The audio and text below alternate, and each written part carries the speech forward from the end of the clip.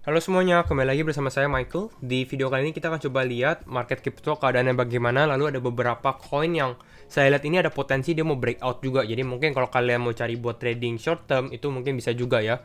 Nah, tapi sebelum itu saya mau kasih pengumuman dulu nih bahwa memang banyak dari kalian juga yang kena penipuan gitu ya. Kita bisa lihat di sini ada yang saya kasih screenshot ya. Saya ambil screenshot.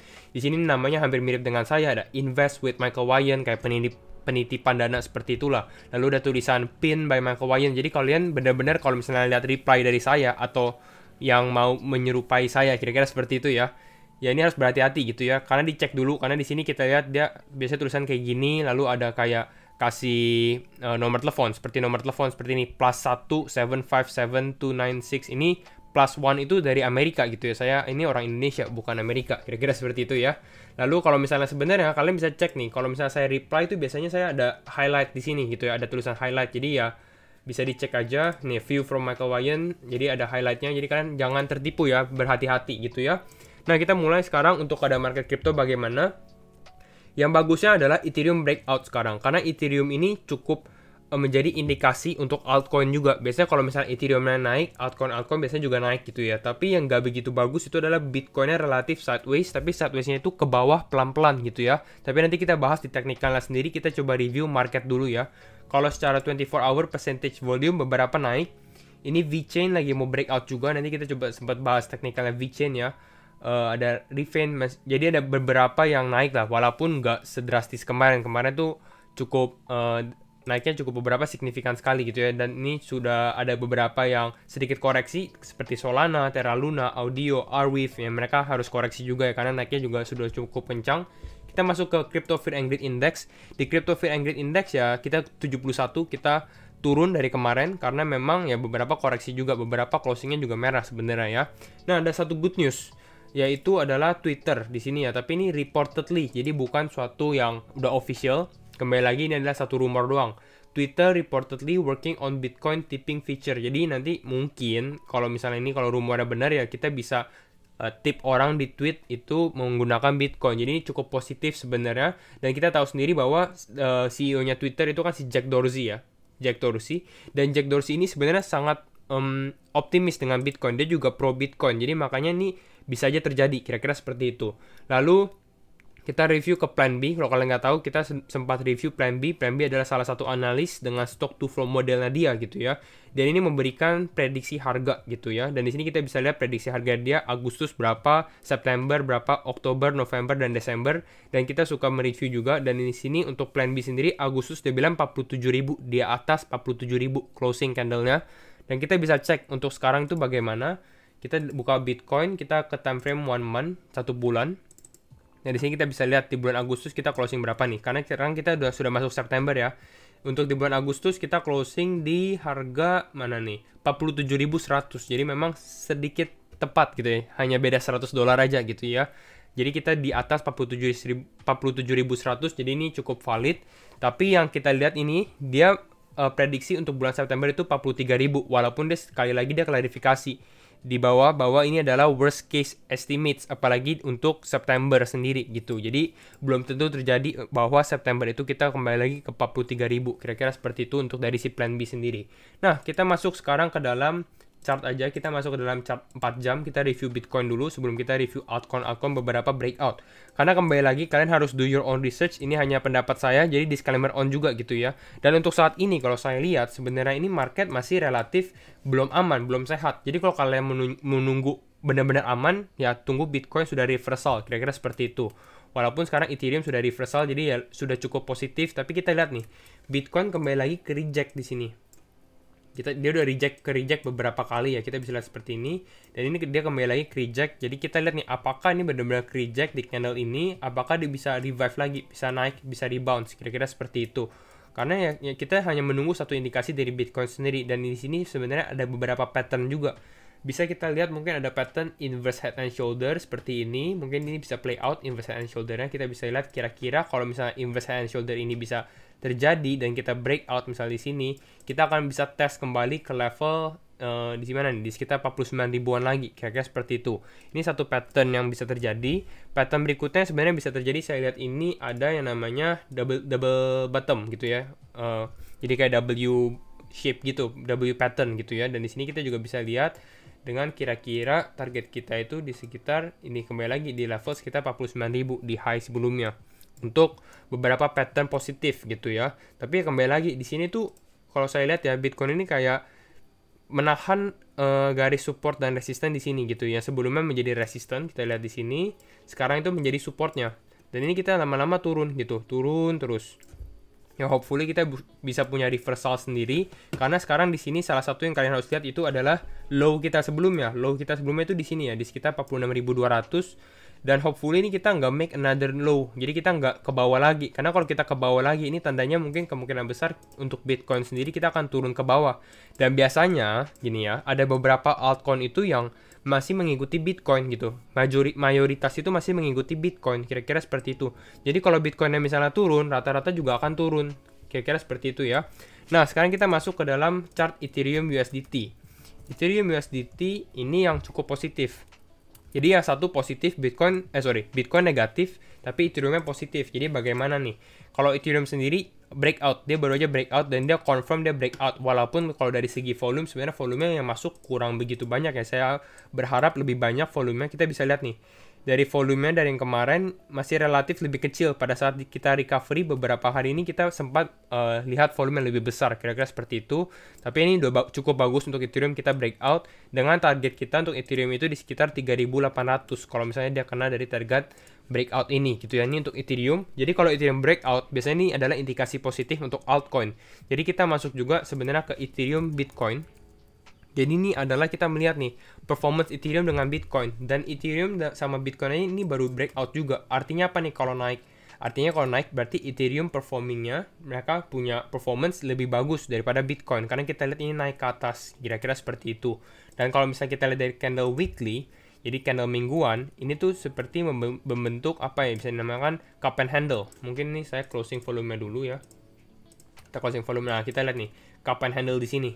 Yang saya tunggu itu sebenarnya bukan di daerah sininya, tapi yang saya tunggu ini pada saat Ethereum breakout dari formasi cup and handle ini, karena targetnya itu bisa cukup tinggi gitu ya di sini nih. Kita bisa lihat di daerah, kita ambil harga dari sini, dari topnya ke bottomnya, kita lihat pada saat dia breakout kira-kira di mana, dengan target kita tuh di atas sini. Berarti artinya apa di sini? Berarti artinya di sini Ethereum ini bakal naiknya cukup drastis kalau dibandingkan dengan Bitcoin.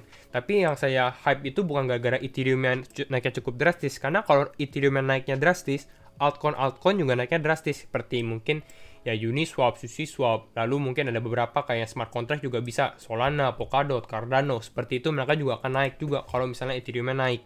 Kira-kira seperti itu. Kita masuk ke beberapa chart ya yang breakout. Jadi kita sudah sempat singgung VeChain. VeChain ini juga lagi breakout. Kalau kita lihat dari sini banyak pattern, kalian bisa cek nih, buka pattern. Nah, VeChain ini baru aja breakout.